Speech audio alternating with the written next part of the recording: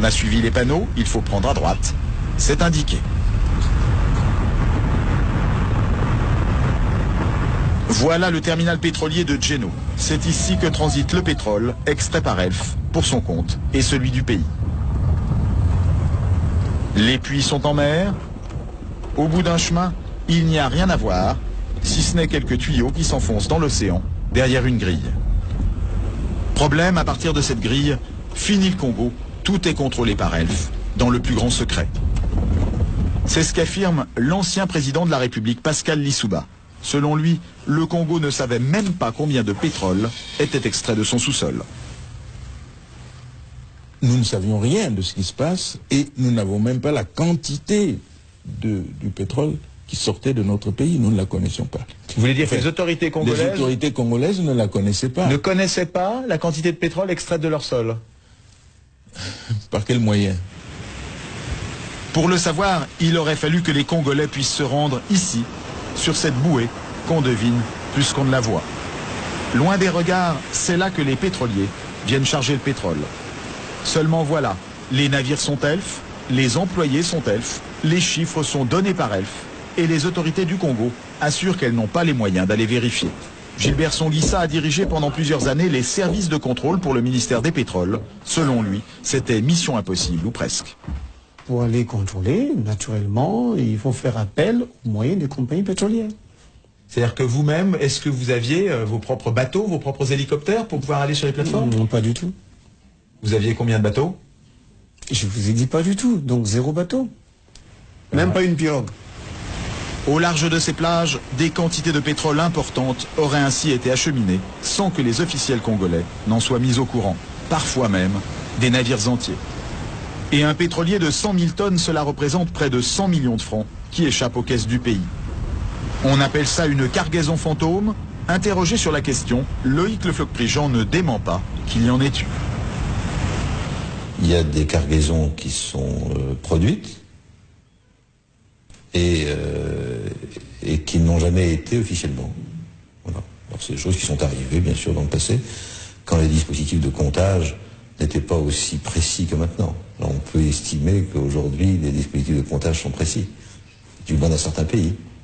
Alors si je prends l'exemple quand même concret des pays africains, et notamment dans les années 70, 80, 90, est-ce que les systèmes de comptage étaient précis? Les systèmes de comptage étaient imprécis. Ces manipulations, les cadres congolais du pétrole s'en doutaient, mais impossible alors pour eux de poser trop de questions à Elf. Dans sa maison de Brazzaville, nous avons rencontré Saturnin Okabé. Il a été plusieurs fois en prison pour ses idées politiques et a été écarté de la gestion du pays depuis plusieurs années. Mais dans les années 80, il a été un des grands patrons des pétroles congolais. Selon lui, il n'était pas facile de contester ouvertement l'honnêteté d'Elf et des autres compagnies pétrolières. C'était toujours dangereux de vouloir donner l'impression qu'on n'a pas confiance à tel ou tel opérateur économique. Ça, je dois aussi vous le dire. C'était dangereux. Dangereux pour la personne qui était là. Parce que c'est quand même l'affaire pétrolière, et il faut le dire, est quand même une affaire de gros sous. Pour avoir mis son nez dans cette affaire de gros sous, il raconte avoir été tout simplement viré de son poste, un des plus importants du pays, en 1991, du jour au lendemain. C'est quelqu'un qui m'est très confiant, qui m'a dit, écoute, demain matin ne viens pas au bureau. Ah bon? Mais demain matin, je ne suis pas parti au bureau, mes portes étaient fermées, clouées. Mais selon plusieurs responsables congolais, Elf aurait fait plus que cacher des quantités de pétrole. Jusqu'au milieu des années 90, la compagnie aurait menti au pays sur la vraie valeur de ces barils de brut. Pendant longtemps, on nous a fait croire que notre brut n'était pas d'une bonne qualité. Tous les pétroles produits à travers le monde ne sont pas de la même qualité, donc de la même valeur. Pour le pétrole produit au large du Congo, comme c'est Elf qui le commercialisait sur le marché mondial, ces calculs se faisaient dans les locaux de la compagnie, à Paris. Des calculs très défavorables aux Africains, qui permettaient à Elf d'acheter le pétrole brut moins cher, après ce qu'on appelle une décote. Près des Champs-Élysées, nous avons retrouvé Mungungan Gila, ministre des Finances congolais en exil. Lorsqu'il est arrivé au pouvoir en 1993, il a été un des premiers à dénoncer cette décote. Quand nous sommes arrivés, la décote était extrêmement lourde. Elle était Combien? 5 $ à peu près. En tout cas, régulièrement. 5 $ sur quoi? Par baril. Alors le pétrole congolais valait-il vraiment 3, 4, 5 $ de moins par baril que le prix mondial, comme Elf le payait à l'État congolais de l'époque? Mungangila est persuadé que non. Quand les Congolais s'en sont sérieusement préoccupés, Elf a été obligé de remonter ce prix, comme d'un coup de baguette magique. Est-ce qu'à votre connaissance, ça correspondait au prix réel auquel il était vendu in fine sur le marché? Je vous dis que non, puisque nous avons pu ramener la décote de 5 $ à 1,5 $. Ça veut dire que quelque part, il y avait 3,5 $ qui se baladaient. Alors va-t-on nous faire croire que les qualités de ce brut avaient subitement changé? Par quel miracle? Par quel miracle? Nous avons rencontré à Paris Patrick Gantès. Il a été cadre chez Elf pendant 20 ans. Il a été notamment délégué au Congo. Aujourd'hui, il admet que Elf a tiré parti sans complexe de la confiance des Congolais.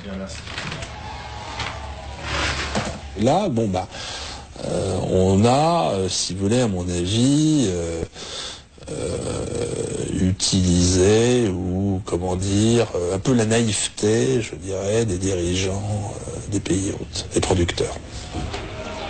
Et ce n'est pas tout. Selon nos interlocuteurs à Brazzaville, la compagnie locale Elf Congo, dont voici les bureaux, ne payait pas ou peu d'impôts. Elf Congo affirmait gagner très peu d'argent, à la grande surprise de la plupart des responsables du pays. Il y a eu des périodes euphoriques, hein, quand il y a une période de boom pétrolier, où je me souviens dans les années 80, entre 80 et 83, vous avez eu le baril qui était allé parfois jusqu'à 40 $. Et le dollar à cette époque coûtait 10 francs. Donc on ne peut pas dire que c'est petit l'argent dans un contexte aussi favorable. Mais en revanche, la société présentait dans son bilan un déficit. Eh oui. Eh oui. Difficile à comprendre, venant d'une filiale qui représente entre 12 et 14% de la production d'Elf dans le monde. Pourtant c'est tout simple. Les bénéfices n'étaient pas déclarés au Congo, mais en Suisse ou en France. Une idée qui remonterait au premier directeur financier de la compagnie. On va faire le gain minimum à la filiale, si vous voulez, pour en faire profiter le maximum les structures centrales. En limitant les gains de la filiale, ouais. Quelles conséquences pour le pays producteur? C'est que l'impôt est moindre, la recette fiscale est moindre. Et ça joue sur des montants importants? Oui. Nous nous sommes confrontés à des difficultés telles que, à certaines périodes, on s'est retrouvé avec des recettes de 10 000 francs ou 7 000 francs par mois. Des recettes? Des recettes pétrolières.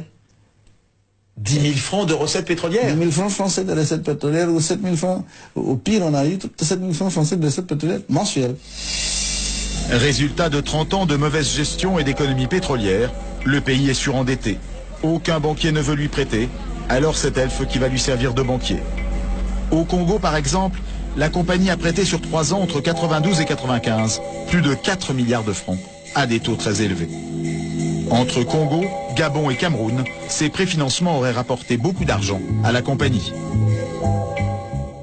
Est-ce qu'on peut estimer combien rapportaient ces préfinancements à la compagnie ou quelle part de ses profits ils ont pu représenter?